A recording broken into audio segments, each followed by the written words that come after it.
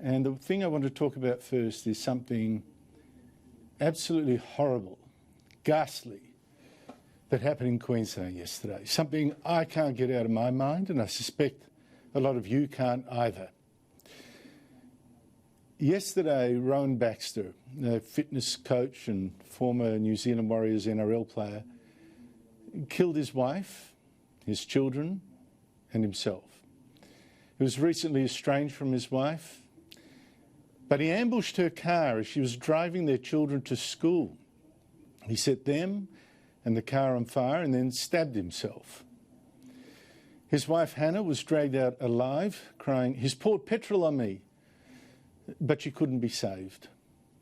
A lovely lady that was hosing Hannah down with the terrible wounds that she had. They were horrific. Providing care and compassion to these people at the time of need. To say that Australians have been shocked doesn't even come close. The deep anger and the fury at what Baxter did is shared by so many, including politicians from both sides of politics, of course. Australians all over the country are just shocked, saddened and devastated about what has happened in a suburban street just like this up in suburban Queensland, where Hannah and her 3 children so senselessly and maddeningly murdered in what has occurred in a terrible act of violence. And I can only imagine what those ambulance officers and police are also going through, as well as the people who are in the neighbourhood, on the street, trying to help, trying to get the victims out of the car, seeing some unspeakable things themselves. It's just an awful situation for everyone.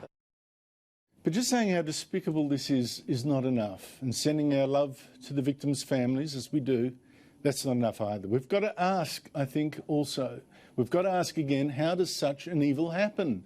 How can a man feel that he has the right to destroy his whole family? And mind you, this guy kills them all after posting lots of teary messages on social media saying how much he misses and adores his children.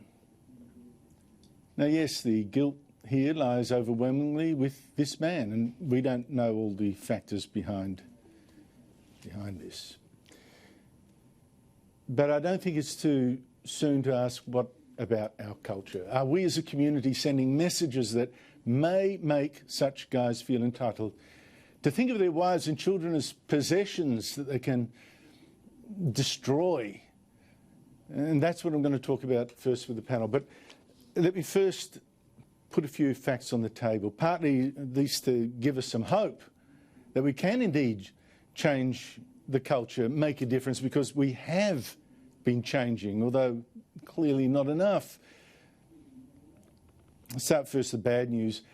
Sexual assaults have been rising quite a lot for some years now.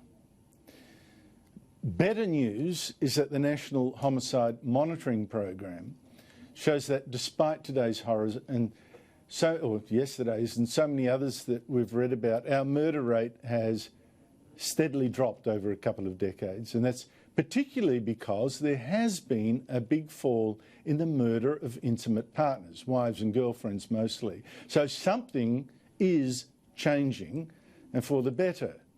Not enough, as I say, but it is changing. One possible explanation for that fall, according to the Institute of Criminology, fewer men getting drunk.